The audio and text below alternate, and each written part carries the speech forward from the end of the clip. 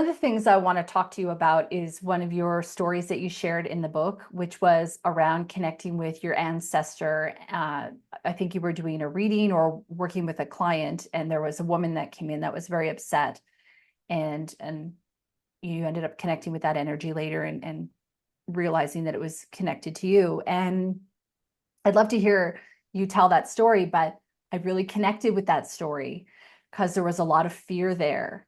And I feel like when you were talking about the witch burnings and a lot of fear around, cultivating our own magical practice and like working with magic and working with the elements and really tapping into that, I was listening to that and I went, oh, wow, this really hits a nerve for me.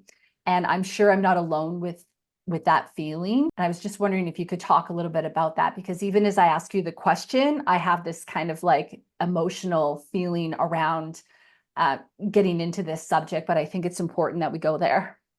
Yeah. Yeah. Thank you for asking. I love talking about this story because it had a huge impact on my practice.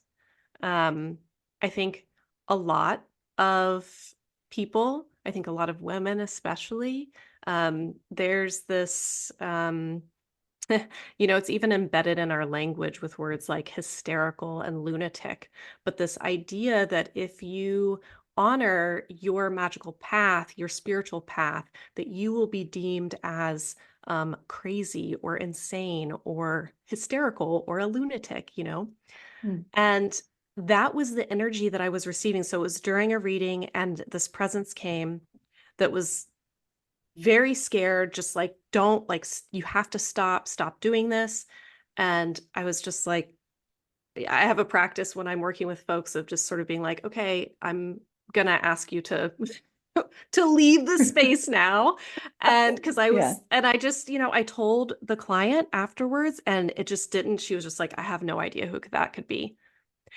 And usually when that happens, I will find that it was somebody for me, because I've had that happen more than once, where it's like I'm opening up and I'm like, Yeah. oh, okay, other people. Yeah. Somebody's trying to get my She's attention. ready. Everyone go in. Yeah.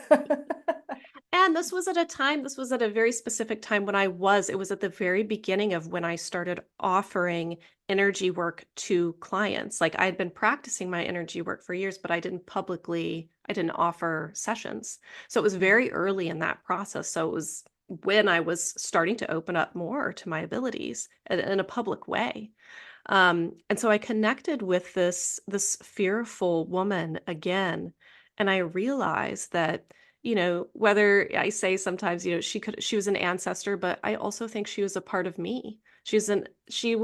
Represented an ancestral wound that lived inside of my body. Um, and I understood that she really needed permission to not protect me, that I didn't need protecting, and that it was very possible that this fearful ancestral wound in me, that there were ancestors in my past who had magical spiritual gifts and abilities and intuitive gifts that they had to hide them because they knew that they could be killed Yeah. for showing them. So once I realized that, once I was able to connect the fear of this woman who had come in to the very real lived experiences of my ancestors, it made total sense. And so from that point, I was able, and I think I took a break, and then I came back because it was a lot to process. And I came back. And then at that point, when I connected with this fearful woman for the third time, some of my well and healed ancestors who I have a connection with, they came in and we essentially laid her to rest.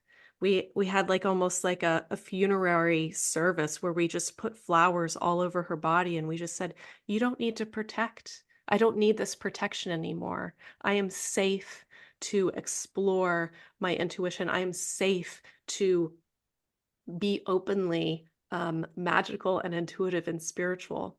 And thank you so much for trying to protect me, because that's what it was.